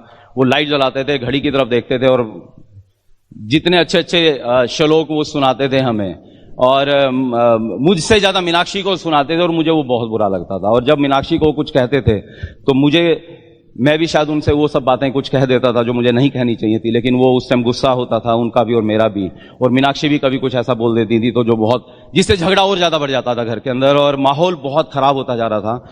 इनफैक्ट कई बार फिर तो क्या हुआ कि हम जब प्लान दिखाने के लिए जब शाम को निकलते थे तो घर में फिर से झगड़ा होता था निकलते वक्त कि आज फिर चल पड़े, तुम मानते नहीं हो, ये सब है, क्या रखा हुआ है। गलती उनकी भी नहीं थी क्योंकि उनको नहीं पता था कि एक दिन कितना बड़ा रिवार्ड मिलेगा और यहाँ पे क्या होने वाला है। उनको ये भी नहीं पता था कि वो सपने, जिन सपनों के लिए इस बिजनेस में आए, वो खाली सपने हमारे नहीं, हमने उनके लिए भी देखे हुए हैं। क्योंकि पूरी जिंदगी उन्होंने अपना पेट पे काट काट के हमारे को बड़ा किया था, हमारे लिए अपने सपनों की तिलांजलि दी थी। तो हमें लगता था नहीं हमें उनके सपने भी पूरे करने हैं। तो इस तरह से जब हम निकलते तो झगड़ा होता था। तो आप सोचिए जब आप ऐसे दिमाग से किसी को प्लान दिखाने जा रहे हैं, कोशिश तो हम बहुत करते थे हम उसी एक्साइटमेंट से दिखाएं, लेकिन वो एक्साइटमेंट रहती नहीं थी वहां पे। उस तरह से वो प्लान दिखा नहीं पाता था क्योंकि दिमाग में वही घूम रहा होता था कि जाते ही फिर वो इवन ऐसा होने लगा था कि 10 बजे के आसपास उनका फोन आ जाता था। और फादर अगर उस दिन घर से निकलते वक्त झगड़ा नहीं हुआ है तो फोन पे फिर हमें बहुत कुछ कहते थे। और मैं प्लान दिखा रहा हूं और फोन अटेंड ना करूं वो भी मुझे अच्छा नहीं लगता था, तो मैं फोन भी अटेंड करता था और वो मुझे बहुत कुछ सुनाते थे। बहुत मुश्किल हो रही थी दोस्त, बट वो ट्रांसफर हो जाता है और रिजल्ट नहीं आ रहे थे। और दूसरी बात पता है क्या है, पेरेंट्स की ब्लेसिंग्स नहीं मिलती हैं तो भी बिजनेस या लाइफ में हम आगे नहीं बढ़ सकते हैं। तो उनकी ब्लेसिंग्स मिल नहीं रही थी, झगड़े होते जा रहे थे। तो हमने एक रात को दोनों ने डिसाइड किया कि अगर हम घर में रहेंगे और वो हमें रोज ऐसे जाते हुए देखेंगे तो शायद ये झगड़ा ऐसे ही चलता रहेगा और बिजनेस में हम दम लगाते रहेंगे लेकिन हमारी सफलता डिले होती रहेगी। तो हमें लगा कि हमें इस घर को शायद छोड़ देना चाहिए। और हम जिस तरह के परिवार में हैं, हम सेम शहर में रहते हुए दूसरा घर में शिफ्ट होना, ये हमारे यहां हम सोच भी नहीं सकते हैं। लेकिन उस रात को हमें डिसाइड करना पड़ा। और मैं आपको बताऊं, हमने अपनी अपलाइन को फोन करके नहीं पूछा था, हमने अपने अपलाइन के पास रोते हुए नहीं कहते, या हमने ये नहीं कहा था आप हमें सजेस्ट करिए, क्योंकि हमारी लाइफ, हमारे ड्रीम, हमारे सपने, हमारी फैमिली, हमारा बिजनेस, वो ओनरशिप थी। और मुझे ये पता था कि अगर मैं अपलाइन के पास जाऊंगा भी ना तो अपलाइन तो कभी नहीं कहने वाली है ना कि आप अपना घर छोड़ दीजिए। अपलाइन तो कहेगी कोई नहीं, आप कोशिश करिए जिस तरह से हो सकता है। But that night we decided कि हमें अब घर छोड़ना पड़ेगा। और हमने थोड़ा सा दूरी पे एक घर लिया, राइट, द्वारका में हम लोग रहने लगे। और वो घर भी फिर अगेन हमें लगा कि छोटा घर क्यों ले, तो हमने 3 बेडरूम का घर ले लिया वो। और जिस दिन हम लोग घर से जा रहे थे, मैं उस सीन कभी नहीं भूलता हूँ। घर के बाहर इवन जब हम पैकिंग करे तो मेरी मदर ने कहा बेटा अब तुम, बहुत झगड़े हुए, बहुत कुछ हुआ, रूठे माने, वो सब हुआ। और लास्ट में मदर बोली तुमने जाना ही है तो बस एक ध्यान रखना, मैं नहीं चाहती अगेन, क्योंकि सबसे ज्यादा चिंता हमें यही होती है क्या कहेंगे लोग, राइट। तो बोले कि आप जिस दिन जाओगे तो मेरी रिक्वेस्ट से ये है कि तुम ना अपना टेम्पो या ट्रक लेके मत आना, तुम जितना सामान तुम्हारी गाड़ी में आ सकता है वो लेके चले जाना, क्योंकि मैं पड़ोसियों को नहीं बताना चाहती हूँ। मैंने कहा ठीक है माँ, ये बात भी मान ली। और हमारे पास इंडिका गाड़ी थी, छोटी सी गाड़ी, सोचिए उसमें क्या आएगा। तो उसमें जितना सामान हो सकता था, खाने पीने का थोड़ा सा सामान, एक गैस का सिलेंडर, एक चूल्हा, एसी घर में रहते थे, पूरा इंडिपेंडेंट हाउस था, बढ़िया आलीशान एक रहन सहन था। वो सब छोड़ के हम लोग उस तरह से निकले थे जैसे खाना बदोश निकलता है। हमारे पास खाली एक चद्दर, एक तकिया, राइट, एक गद्दा और एक फोल्डिंग बेड, राइट, जितना उसमें आ सकता है सामान, कुछ कपड़े। और तब तक मेरी जितनी सैलरी थी वो मेरे फादर के पास रहती थी। जैसे ही सैलरी आती थी मैं अपने फादर को ट्रांसफर कर देता था, और एक पैसा नहीं था। और जब आप इतने प्यार से जब बाहर जाएंगे तो आपको क्या लगता है, फादर लाखों रुपए देने वाले हैं, एक पैसा हमारी जेब में नहीं है। और हम लोग उस घर में गए और हम अपने डाउनलाइन को नहीं बुला सकते वहां पे, सोचिए आप, राइट। वो इतने अच्छे घर में आते थे लोग, और वहां पे हमने अपने डाउनलाइन को बुलाना, खैर वहां भी पेरेंट्स नहीं आने देते थे, बट वहां तो हम बुला ही नहीं सकते थे कि हम डाउनलाइन के क्या बुलाएंगे। बैठने के लिए सोफा नहीं है, बैठने के लिए सोफा छोड़िए, हमारे पास कुर्सी नहीं थी, टेबल नहीं थी हमारे पास में। और रात को जब सोते थे, गर्मी 40-42 डिग्री, दोपहर को कभी सो रहे हैं तो 40-42 डिग्री टेम्परेचर, पंखा चल रहा है, लू ला रही है वहां पे, और एसी रूम को छोड़ के वहां पे पहुंचे थे। और साथ में एक बाल्टी रखते थे, बाल्टी के अंदर चद्दर को डुबोते थे, उसको निचोड़ते थे और सोते थे, लेकिन 15 मिनट में वो फिर सूख जाती थी। हमारी टीम में बहुत से लोग आते हैं, वो कहते हैं सर हमारे पास पैसा नहीं है, हमारे घर में ऐसा घर नहीं है जिसमें हम लोगों को बुला पाएं। तब हम उनको ये स्टोरी बताते हैं, दोस्तों को बताते हैं कि तुम्हारे साथ ये है, हमने ये क्रिएट किया था हमारे लिए, राइट, हमने क्रिएट किया था। और लेकिन आपको मैंने कहा था शुरू में कि हमने अपने लिए, हमारे पेरेंट्स ने हमारे लिए इमरजेंसी क्रिएट कर दी थी। हमारे पास अभी कोई मौका नहीं था कि हम इस बिजनेस को स्लो करते दोस्त, ओके। और हमारी अपलाइन आती थी तो अपलाइन को भी नीचे जमीन के ऊपर गद्दे पे सुलाते थे। हमें अच्छा तो नहीं लगता था, लेकिन अपलाइन को भी पता था कि ये सब कुछ इनके साथ हुआ है, बट ये डिसीजन हमारा था, ये बिजनेस हमारा था, ये हमारे समझ में आती थी बात। बहुत मुश्किल हुई दोस्त। और जब पहली तनख्वाह मिली तो मुझे याद है मैं 2 मूढ़े लेके आया था मिट्टी के, 100 रुपए के, और वो मूढ़े आज तक रखे हुए हैं हमने एक निशानी के रूप में। एक छोटी सी 600 रुपए की टेबल लेके आए थे ताकि कोई आए, बाई चांस कभी आ भी जाता है तो उसको बिठा सकते हैं वहां पे। और इस तरह से लगभग 1 से 1.5 साल हम वहां पे रहे, और इस बिजनेस में हमने दम लगा दिया दोस्त उस टाइम में। मैं आपको ये नहीं कह रहा हूं दोस्त कि आपको ऐसा करना पड़ेगा, आपकी लाइफ में ऐसा आएगा, या आपको ऐसा घर छोड़ना पड़ेगा, मैं नहीं कह रहा हूं। हम अपनी स्टोरी बताने, जैसे मीनाक्षी ने कहा कि आपकी सफलता की कीमत आप ही को अदा करनी पड़ती है, और उसकी कीमत हमें नहीं पता है क्या कीमत है, बट आपकी सफलता की कीमत आप ही को अदा करनी पड़ेगी। हमारी सफलता की कीमत हमने अदा की है दोस्त, right. Tough time never last but tough people do. वही पेरेंट्स जिन्होंने कहा था कि बिजनेस नहीं चलता है, जिन्होंने कहा था तू नहीं कर पाएगा, आज वही फादर जब किसी सेमिनार में जाते हैं, आज जब हमारी टीम के लोग हमारे घर पे मिलने के लिए आते हैं, जब वो हमारी सेलिब्रिटी वाली लाइफ देखते हैं, जब हमारा बैंक बैलेंस उनको पता लगता है। मेरे फादर ने एक दिन पता है क्या किया, मेरे को और मीनाक्षी को, जब हम साथ रहते थे, एक दिन हमें अपने कमरे में बुलाया और बोले कि तू कहां लगा हुआ है बेटा। मेरी मदर को पता है क्या बोलते हैं, बोले ये तो घर मैंने बना दिया, इनके बस का तो प्लॉट लेना भी नहीं था गुड़गांव के अंदर। और जब हमें एक मोटा सा बोनस आया था ना, शायद कुछ लोगों को पता है वो बोनस, जब वो बोनस लेके आया था तो मीनाक्षी को याद रही वो बात, मैं तो भूल गया था। मीनाक्षी ने कहा कि एक बार पापा के पास चलते हैं, और वो चेक देता है। वो चेक लेके मीनाक्षी और मैं हमारे फादर के पास में गए, और मीनाक्षी ने कहा पापा आपको याद है एक दिन आपने कहा था कि तुम्हारे बस का तो घर बनाना भी नहीं है, प्लॉट लेना भी नहीं है, तो मैंने बना दिया। देखिए आज ये चेक ऐसा आया है जो हर साल आएगा, हर साल आज एक चेक से गुड़गांव के अंदर मकान खरीद सकते हैं हम लोग, राइट। दोस्त सक्सेस के बाद सब चीजें ठीक हो जाती हैं, और आज हमारी सिस्टर को कुछ जरूरत पड़ी है पीछे, राइट, और आज थैंक गॉड आज इस बिजनेस के इनकम के कारण आज हम वो कर पाए, और आज मेरे फादर को प्राउड फील होता है आज की, आज हमारा बच्चा इस बिजनेस में इतना बड़ा पहुंच चुका है। तो दोस्त इसलिए आपकी सक्सेस की जर्नी आपने लिखनी है दोस्त। और कई बार होता है कि खाली फिजिकल चैलेंज भी आ जाते हैं कई बार। तो मुझे क्या हुआ कि एब्सेस हो गया था, और ऐसी जगह पे, बैठने वाली जगह पे, राइट, वो ना किसी को दिखाते बनता है ना बताते बनता है। और 1 साल में 5 सर्जरी हुई थी उसकी, ऐसी सर्जरी हुई थी। मैं ज्यादा नेगेटिव यहाँ पे शेयर नहीं करना चाहता हूँ, बट अगेन क्योंकि सब्जेक्ट ऐसा है तो मैं जस्ट ये शेयर कर रहा हूँ आपको। और मुझसे बैठा नहीं जाता था, ऑफिस जाता था तो मैं रबर का एक ट्यूब लगाता था जिसके ऊपर बैठता था मैं, क्योंकि बैठता था तो पस निकलती थी तो बहुत दर्द होता था, और सारा वो सीट भी खराब हो जाती थी, और आधा घंटा मैं बैठ नहीं पाता था, मुझे उठ के चलना पड़ता था, फिर थोड़ी देर बैठता था, फिर चलता था। बट उस 1 साल के अंदर, 1 साल में ईश्वर गवाह है, एक भी शाम ऐसी नहीं थी जब हम प्लान दिखाने के लिए किसी के यहाँ पे नहीं होते थे दोस्त। कई बार लोग सोचते हैं कि यार बड़े लवी डवी से कपल है ना, इनके लाइफ में ऐसा कुछ नहीं हुआ होगा दोस्त, लेकिन हमारी कहानी हमें पता है। इवन ये कहानी हमने अपनी डाउनलाइंस को कभी नहीं बताई थी, पीछे कुछ हमारी सिल्वर अप हुई जहां पे शायद हमने ये शेयर की थी चीजें, हमने कभी अपलाइन को नहीं बताया, अपलाइन से नहीं पूछा, उसे 1 साल में हमारी अपलाइन को नहीं पता था कि ये फिजिकल चैलेंज मेरे साथ चल रहा है। और क्या होता था, जब आप प्रोस्पेक्ट के घर पे प्लान दिखाने जा रहे हैं तो वहां पे तो आप ट्यूब लेके नहीं बैठ सकते हैं, ओके। तो वहां पे क्या करता था, कुछ पैडिंग करता था मैं, और वहां पे बैठता था 15 मिनट बैठना जिसको मुश्किल होता था, लेकिन एक घंटा प्रोस्पेक्ट के यहाँ पे लग जाता, और मेरा ध्यान भी नहीं जाता था उस दर्द के ऊपर। बट जब वहां से उठ के निकलता था तो मेरे लिए हिम्मत नहीं होती थी मैं गाड़ी में बैठ भी पाऊं, तो मैं पीछे लेटता था, मीनाक्षी ड्राइव करके बाहर आती थी।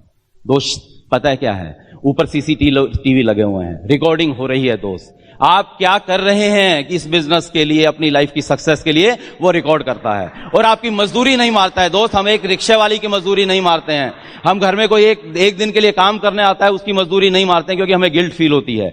हम अफोर्ड नहीं करते हैं तो किसी की मजदूरी नहीं मारते, और जो सब कुछ अफोर्ड करता है वो आपकी मजदूरी नहीं मारने वाला है दोस्त। लेकिन हम अपनी मजदूरी कई बार ईमानदारी से पूरी नहीं करते हैं, और यहाँ पे दो ईमानदारी चाहिए, एक वर्क एथिक्स और जो बिजनेस के एथिक्स हैं, राइट। जो यहाँ पे हमें 3 कार्डिनल रूल्स की बात जो हो रही थी, वो एथिक्स और वर्क एथिक्स आप करते रहेंगे। आपकी रिकॉर्डिंग हो रही है, एक दिन आपकी सीडी को रिवाइंड करके देखेगा। ऐसा ही हमारे साथ हुआ इस बिजनेस में, जो चाहिए था, जो करना चाहिए था वो हमने किया, और एक दिन ईश्वर ने हमारी सीडी को रिकॉर्ड किया और देखा 5.5 साल हो गए इनको इस बिजनेस में लगे हुए हैं। फिजिकल चैलेंज आ रहा है, फैमिली चैलेंज आ रहा है, बट ये बिजनेस में लगे हुए हैं और कर रहे हैं। तो उन्होंने क्या किया, तथास्तु बोला और ब्लेस कर दिया, और उसके बाद हर साल हमारी पिन चेंज होती रही, दोस्त। और मुझे याद है फिर हम लोग जब फाउंडर प्लैटिनम जा रहे थे, और मेरा ऑफिस में एक ऐसा बॉस आ गए थे जो मुझे बहुत परेशान कर रहा था, मेरी और उसकी बन नहीं रही थी, और हमें ऑफिस में बड़ी दिक्कत आ रही थी। जबरदस्ती जान के ज्यादा काम दे दिया, ज्यादा एक नया प्रोजेक्ट में इन्वॉल्व कर दिया, मुझे रात को लेट तक बिठाता था, और मुझे लग रहा था यार बिजनेस नहीं हो रहा है। और दूसरा मेंटली स्ट्रेस बढ़ना स्टार्ट हो गया था उसके साथ रिलेशनशिप के कारण। तो अचानक फिर सेम ऐसा ही हुआ, मैंने और मीनाक्षी ने उस रात को डिसाइड किया कि अभी शायद टाइम आ गया, मुझे जॉब छोड़ देनी चाहिए।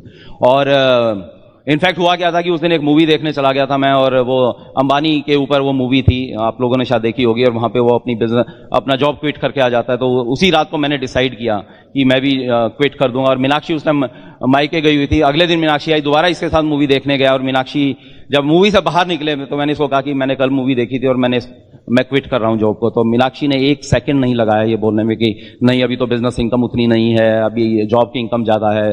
जिसने बोला ठीक है, तुम्हारा जो डिसीजन है मैं तुम्हारे साथ में हूं। और अगेन हम अपलाइन के पास नहीं गए थे। मुझे पता है अगर मैं अपलाइन के पास जाता, अपलाइन मेरा स्ट्रक्चर देखता, तो शायद सही मूवमेंट नहीं था इस बिजनेस में मुझे अपनी जॉब को क्विट करने का। बट अगेन ये हमारा डिसीजन था दोस्त, राइट, और हमने डिसाइड किया। और जब आपका अपना डिसीजन होता है तो आप उसको प्रूव करते हैं कि वो डिसीजन राइट है, राइट। और हमने दबा के फिर से और मेहनत की, बहुत सा काम किया दोस्त। और मैं आपको एक बात और बताऊं, ये फिजिकल चैलेंज की बात करता हूं आपको, लोग कभी शरीर से विकलांग नहीं होते हैं, लोग दिमाग से विकलांग होते हैं, राइट। शरीर से विकलांग होना कोई बड़ी बात नहीं है। लोग शरीर से विकलांग होने के बावजूद एवरेस्ट पे चढ़ जाते हैं, और जिनके दोनों पांव हैं, पूरी ताकत है, वो शायद सामने तक जाने में सुस्ताते हैं।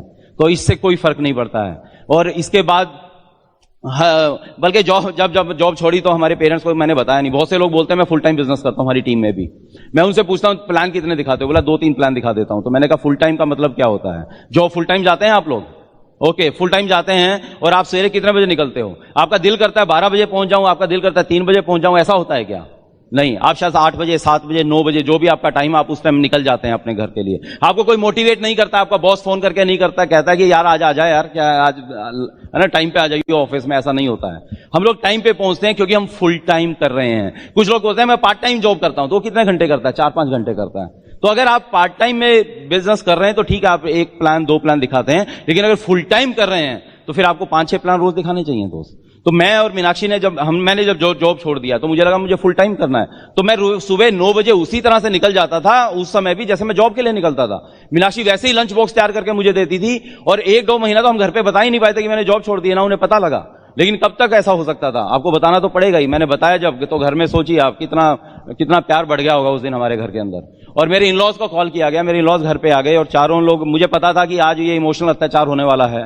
तो मैं और मीनाक्षी सवेरे घर से फिर निकल गए, और हमें पता था वो रात तक बैठे रहेंगे। मेरे ससुर जी का फोन आया, बोले कि बेटा कोई बात नहीं, हो गई गलती, देर से जॉब छोड़ दी, मैं तेरे बॉस से माफी मांग लेता हूं तेरे बॉस से। मैं तो कहता हूं कि दोबारा जॉब कर ले, पर मैंने कहा नहीं बाबा, ये तो डिसीजन हो चुका है, और आप चिंता मत करिए, हम 1 साल में प्रूव कर देंगे। हमारी जो इनकम है हम उस इनकम में कई गुना उस इनकम को कर देंगे। और फिर हमने दबा के मेहनत की, और फिर एमरल्ड गए, फिर अगले साल फिर फाउंडर एमरल्ड गए, डायमंड हुए, ईडीसी हुए, राइट, ये सब हुआ। 2 डिसीजन आपको लेने पड़ते हैं, आपको डिसाइड करना पड़ता है। जब 5.5 साल हम नहीं ग्रो कर रहे थे तो आपको क्या लग रहा है उन 5.5 साल में कोई और multi level marketing, network marketing company नहीं आई होगी क्या? कंपनी आई उस समय। पैसा नहीं आ रहा था। लोग क्या पूछते थे, पहला सवाल क्या होता है, कितने समय से हो, कितने का चेक आता है। ये देखो मैं दिखाता हूं मेरे अपलाइन का चेक, ये देखो आप ही की कंपनी में था ये आदमी, यहां पे आ गया अभी, देखो इसके चेक देखिए यहां पे। उस टाइम हमें भी लग रहा होता था यार कि ठीक है यहां पे लगे हुए हो इतने समय से, राइट, और वो हमें वो दिखा रहा है, एक हिसाब से मेरी बेइज्जती कर रहा था वहां और मेरी कंपनी की बेइज्जती करने की कोशिश कर रहा होता था। लेकिन मुझे पता था कि वो शॉर्ट टर्म के लिए आया है, लेकिन मैं इस बिजनेस में लॉन्ग टर्म के लिए हूं। मुझे पता था ये कंपनी क्या है, और मुझे पता था अगर मैं कंपेयर करूं तो कहीं भी वो टिकती नहीं है मेरे सामने, और मैं पीतल का और सोने का कंपैरिजन कर भी नहीं सकता हूं दोस्त, राइट। तो मैंने और उसको मैंने यही बोलता था, मैं कहता था जस्ट वेट फॉर 2 years, 2 साल के बाद मिलेंगे, और 2 साल के बाद वो मिला ही नहीं, ना उसकी कंपनी मिली और ना वो मिला, राइट। तो बहुत सा हुआ है ऐसे हमारे साथ में वो सब। हमारे यहाँ पे हम जब पहुंचे गुड़गांव में पहुंचे तो बहुत से लोग जिसके घर में जाते थे लोग बोलते थे अरे मेरे वो किट पड़ी हुई है, वो 2 किट मेरे पास पड़ी हुई है। तो हमें लगा यार कोई लोग ज्वाइन नहीं कर, तो सारे के सारे लोग ज्वाइन है शायद। हम लोग अपनी अपलाइन डॉक्टर बड़ैच से उतना ज्यादा मुलाकात नहीं होती थी, बट कहीं पे हमसे मिले, वो उस टाइम गुड़गांव शिफ्ट हो चुके थे। हम उनके पास गए और हमने कहा कि ऐसे ऐसे हमारे सब जगह ऐसा हो रहा है, सब लोग कह रहे हैं हम ज्वाइन हो गए हैं। तो उन्होंने एक ही बात कही थी, बेटा चिंता मत कर, किसी भी एक शहर को में क्रांति लाने के लिए, रिवोल्यूशन लाने के लिए हमेशा एक आदमी की जरूरत होती है, और तुम यहां पे रिवोल्यूशन ला सकते हो। और वो एक शब्द हमारे लिए इतना कुछ काम कर गया, वो लाइन इतनी काम कर गई, हमने पीछे मुड़ के नहीं देखा और इतना बड़ा टीम बिल्ड किया वहां पर। दोस्त ये सब चीजें हमारे साथ हुई हैं, ये सब आपके साथ हो रही हैं, नहीं हो रही है मुझे नहीं पता है, बट बात एक ही याद आती है कि tough time never last but tough people do. अगर हम इस बिजनेस को क्विट कर देते ना तो बहुत सी कहानियां, बहुत सी चीजें ऐसी हैं जिस टाइम शायद हम इस बिजनेस को छोड़ने की सोच सकते थे। शायद ऐसे कुछ मोमेंट्स आते थे, या छोड़ते नहीं बट हम शायद कुछ और डिसीजन ले लेते, मतलब जो थोड़ा डिल्यूट हो जाती चीजें, और शायद हमारी ये सक्सेस लेट होती जाती। लेकिन हमने उस समय में शायद ईश्वर ने कुछ ब्लेसिंग दी ऐसी कि वो राइट डिसीजन लिए, और उन डिसीजंस का रिजल्ट है जो आज हम यहाँ पे और जो हम लाइफ को एंजॉय कर रहे हैं। वही पेरेंट्स, वही मदर, वही फादर, जैसे मैं बता रहा था, आज मीनाक्षी ने बोला कि आज वही कहते हैं कि थैंक यू, तुमने हमारी बात नहीं मानी, इस बिजनेस को नहीं छोड़ा। मैंने पहले भी शेयर किया है कि हमने अपने पेरेंट्स को 6 इंटरनेशनल ट्रिप दिए हैं। हर साल उनको एक इंटरनेशनल ट्रिप देते हैं हम लोग, और पहले पूरा हिंदुस्तान उनको घुमाया हमने। और मेरी मदर, फिर से वो इंसिडेंट मुझे याद आता है जब वो सिंगापुर के लिए जा रहे थे, और मेरे इन लॉज भी हमारे साथ, उनके साथ घूमने के लिए जा रहे थे। हमें ही ने स्पॉन्सर किया था सारा खर्चा, और मेरे इन लॉज अंदर चले गए एयरपोर्ट पे, हम लोग सी ऑफ करने गए थे एयरपोर्ट पे, मेरे फादर भी अंदर चले गए, मेरी मदर वापस मुड़ के आती हैं। जब मुड़ के आ रही हैं तो मुझे लगता है शायद वो बताएंगी बेटा दही बाहर रह गई है, फ्रिज में रख दियो, है ना। मैंने कहा अभी भी ये टेंशन ले रही हैं, या बोलेंगी दरवाजे सारे चेक कर लेना सोते वक्त। बट जैसे मेरे करीब आई तो मैंने देखा उनकी आंखों में आंसू थे, मेरे पास आई, मेरे गले लगी और जोर जोर से रोने लगी, और मेरे कान में बोलती हैं थैंक यू बेटा। और मैंने ये शब्द सुने और मैं भी जोर से रोने लगा दोस्त, मेरे भी आंसू निकल गए। लेकिन ये तालियां दोस्त तब बजाना जब आपके पेरेंट्स आपको थैंक यू बोलें किसी दिन। और मुझे उस दिन ये समझ में आ गया कि आज तक जितनी ना सुनी थी, जितना स्ट्रगल, जितने लोगों से सब कुछ सुना था, अगर उसका 1000 गुना ज्यादा भी स्ट्रगल हो गया होता ना, और अगर पेरेंट्स से या मदर से ये 3 शब्द थैंक यू बेटा सुनने को मिल जाते तो शायद कोई बड़ा स्ट्रगल नहीं किया मैंने। मेरा सवाल दोस्त आपसे सिर्फ एक है, हम बचपन से लेकर आज तक अपने पेरेंट्स को थैंक्स बोलते आए हैं। उन्होंने एक जूता लाए तो थैंक्स बोला, एक जुराब लेके आए तो थैंक्स बोला था हमने, एक पेन पेंसिल लेके आए, ज्योमेट्री बॉक्स लेके आए तो थैंक्स बोला, नए कपड़े लेके आए तो थैंक्स बोला, हमारे लिए वो साइकिल लेके आए तो थैंक्स बोला था, शायद हमारी मोटरसाइकिल का पैसा भी दिया उन्होंने, हमने थैंक्स बोला है, शायद आपकी कार की किस्तों को भी वो चुका रहे हैं, शायद आपका घर बनाने के लिए उन्होंने पैसे दिए हैं, हमने हजारों बार अपनी जिंदगी में उनको थैंक्स बोला है। बट क्या आपकी जिंदगी में एक वक्त भी ऐसा आया, एक मोमेंट भी ऐसा है जब आपके पेरेंट्स ने आपको थैंक्स बोला है? मुझे यही चीज लगती थी दोस्त कि आज मैं बेशक जॉब में कितना भी ऊंचा हो जाऊं, मैं अपने बिजनेस में कहीं भी हो जाऊं, लेकिन अगर पेरेंट्स ने कभी थैंक्स सुनना नहीं चाहते हैं थैंक्स, लेकिन उनको कम से वो प्राउड फील तो हो कि हमने सही बच्चे को जन्म दिया है, हमारे बच्चे ने वो कर दिखाया जो कभी हमने उसके बारे में सोचा था। तो दोस्त अगर आपको कभी थैंक्स नहीं किया कि आपके पेरेंट्स ने, तो मुझे नहीं लगता फिर हमने कुछ बड़ा काम किया है दोस्त। आप सोच के देखिए कितने लोग हैं जो अपने पेरेंट्स के साथ रहते हैं आज। अगर आप एनसीआर में जाएंगे तो आप देखेंगे वहां पे 80% लोग अपने पेरेंट्स के साथ नहीं रह पाते हैं। बट आप सब पेरेंट्स के साथ रहना चाहते हैं, राइट? बट ऐसी मजबूरी हो जाती है कि हमें कमाई करने के लिए बाहर जाना पड़ता है, और उनको हमारी जरूरत कब आती है? 60 साल से पहले या 60 साल के बाद? 60 साल के बाद। लेकिन 60 साल के बाद उनको जब हमारी जरूरत आती है हम उनके साथ में नहीं है। याद करो बचपन के अंदर हम जब सोते थे और रात को एक खांसी भी आती थी ना, तो हमारी मां सारे रात सिरहाने बैठ के जागती रहती थी। वही सोचती थी कि अगर कभी जब वो बड़ी हो जाएंगी और उनको कभी ऐसी तबीयत उनकी खराब होगी तो इनके बच्चे, मेरे बच्चे शायद मेरे सिरहाने बैठेंगे, पूरी रात जागेंगे। बट शायद आज हम उनके साथ में नहीं है। हम फिसल के गिरते थे ना तो उन दोनों के 4 मजबूत हाथ हमारे कोमल हाथों को थाम लेते थे, यही सोच के कि शायद जब उनको ऐसी जरूरत पड़ेगी हम उनके साथ होंगे। अपनी मदर से अगर दूर रहते हो ना, अपनी मदर को फोन करके पूछना किसी दिन, वो बताएगी कि जब वो नहाती है ना तो बाथरूम का दरवाजा बंद नहीं करती है, क्योंकि उसके डर है अगर वो फिसल के गिर गई ना तो उसको उठाने वाला हम पे शायद कोई नहीं है। उनको जब कभी दिल का दर्द होता है ना, वो ये कह देती हैं, टाल देते हैं आपको कि नहीं बेटा कोई नहीं, तो गैस का दर्द है, क्योंकि वो पता है कि बच्चे को शायद पैसे लगाने पड़ जाएंगे, हॉस्पिटल ले जाना पड़ेगा। तो लेकिन हमें लगता था नहीं, हमारे पेरेंट्स के लिए, पेरेंट्स के सपने हमें पूरे करने हैं। मुझे ये लगता था मेरा बेटा किसी चीज पे हाथ रखे, ऐसा ना हो कि मैं पैसे की कमी के कारण उसको बहाना लगाता रहूं, मैं उसको वो चीज लाके दूंगा। मुझे लगता था मीनाक्षी 125 करोड़ लोगों में से मुझे अगर चुना है तो इसके सारे सपनों को मुझे पूरा करना है और कोई पूरा नहीं करेगा, क्योंकि मेरे अपने सपने थे, मेरा अपना बिजनेस था, मेरी अपनी लाइफ थी। हमने डिसाइड किया हम इसको बड़ा करेंगे। दोस्त, जब आपके नॉन नेगोशिएबल ड्रीम होते हैं ना दोस्त, जब आपका कोई गोल नॉन नेगोशिएबल होता है, पिछले साल भी बहुत से लोग प्लैटिनम गए, पिछले साल बहुत से लोग एमरल्ड गए, पिछले साल बहुत से डायमंड गए, इस साल भी बहुत से लोग डायमंड जा रहे हैं। पता है कौन लोग हैं? जिनके लिए वो पिन लेना इस साल नॉन नेगोशिएबल था। लेकिन कुछ लोग नेगोशिएट कर देते हैं उन चीजों के साथ में, कंप्रोमाइज कर जाते हैं अपने गोल के साथ में। आपको पता है अगर इस साल आप प्लैटिनम जा रहे थे लेकिन प्लैटिनम नहीं गए हैं तो खाली आपका नुकसान नहीं हुआ है, आपके टीम में कितने लोग हैं जो शायद आपके कारण, आपके डिसीजन के कारण शायद वो 15% जाते, शायद 11% जाते, लेकिन वो नहीं गए क्योंकि आपने डिसीजन नहीं लिया या आपने बीच में क्विट कर दिया। आपको पता अगर आप कम से कम एमरल्ड जाते तो कम से कम 3 परिवार ऐसे और होते जो प्लैटिनम होते। अगर आप डायमंड जाते तो 6 परिवारों के अंदर या उससे भी ज्यादा परिवारों में वो सब पैसा आता। तो अगर आपका वो डिसीजन नहीं हुआ है तो बहुत से और लोगों का भी आपने नुकसान किया है। दोस्त, अगर नॉन नेगोशिएबल ड्रीम है, बहुत से लोग सिंगापुर जाएंगे, बहुत से लोगों ने कहा था अपने बच्चों को कि आप सिंगापुर जाएंगे, लेकिन वो लेके नहीं जा रहे हैं उनको। छोटे छोटे थे आपके बच्चे जब आपने बिजनेस को शुरू किया था, और आज इतने बड़े हो चुके हैं, शायद आपके बच्चे आपसे पूछना बंद कर दिया है कि पापा आप डायमंड कब जाओगे। उनको लग रहा है कि पता नहीं डायमंड जाएंगे या नहीं जाएंगे। आप दरवाजे की लॉक करके बाहर से आते थे, और आज भी वही सिचुएशन है। 10-12 साल हो गए हैं, शायद आज भी बाहर से लॉक करके आते हैं, या वो बच्चे इतने बड़े हो गए हैं आज भी वो रातों को वेट करते रहते हैं। उनका कोई कसूर नहीं है, आपके पेरेंट्स आपका वेट कर रहे हैं। डायमंड जाना है, डायमंड जाना है, ये सवाल सही नहीं है। सवाल जो सही है वो ये है, डायमंड कब जाना है। राइट, डिसाइड करो, मेक इट हैपन। हम आपकी स्टोरी सुनना चाहते हैं, आपके स्ट्रगल पे विन की स्टोरी सुनना चाहते हैं। Thank you so much.